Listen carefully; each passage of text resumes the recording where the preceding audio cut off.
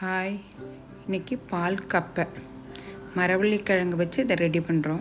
இந்த மரவள்ளிக்கிழங்கு கூட இந்த கட்டஞ்சாயும் ரொம்ப டேஸ்ட்டாக இருக்கும். மீன் குழம்பு அது விட டேஸ்ட்டாக இருக்கும்.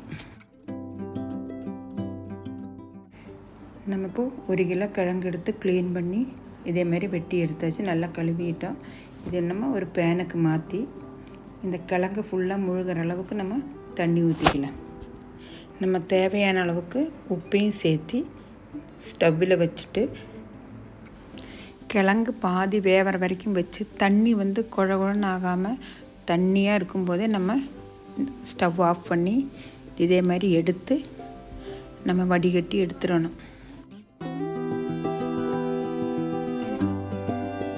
இப்போ நம்ம வடிகட்டி எடுத்துட்டோம். இதுக்கு பாலுக்காக நம்ம பெரிய சைஸ் தேங்காயில் அரை மூடியை எடுத்து அரை கப்பு தண்ணி ஊற்றி ஃபஸ்ட்டு பால் எடுத்து வச்சதுக்கப்புறம் ஒரு 1.5 கப்பு தண்ணி ஊற்றி திருப்பி 2வது பால் எடுத்து அந்த பாலில் தான் திரும்பி நம்ம இந்த கிழங்கை வேக வைக்கிறோம். ஒரு 10 சின்ன வெங்காயத்தையும் ரவுண்டாக வெட்டி இது கூட சேர்த்து 2 பச்சை மிளகா, ஒரு துண்டு இஞ்சி, ஒரு கொத்து கருவேப்பிலை இதெல்லாம் போட்டு நல்லா கிளறிட்டு நம்ம ஸ்டவ்வில் வச்சதுக்கப்புறம் உடச்சி விடணும். இப்போ கிழங்கெல்லாம் நல்லா வெந்தாச்சு. தேவைப்பட்ட உப்பு சேர்த்திக்கணும் பார்த்துட்டு. அப்போ நம்ம ஃபஸ்ட்டு எடுத்து வச்சுருந்த பாலை இது கூட சேர்த்து ஒரு கொதிச்சோடனே நம்ம இதை ஆஃப் பண்ணிடலாம். இப்படி தண்ணியாக இருந்தாலும் ஆறினோன்னே கெட்டியாயிடும்.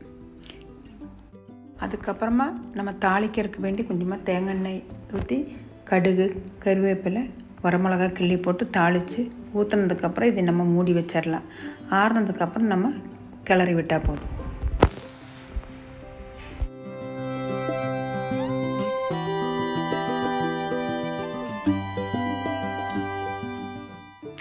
கண்டிப்பாக நீங்களும் கிழங்கு வாங்கினா இதை ட்ரை பண்ணுங்கள். இந்த வீடியோ உங்களுக்கு பிடிச்சிருந்தா லைக் பண்ணுங்கள், ஷேர் பண்ணுங்கள், மறக்காமல் சப்ஸ்கிரைப் பண்ணுங்கள். தேங்க்யூ.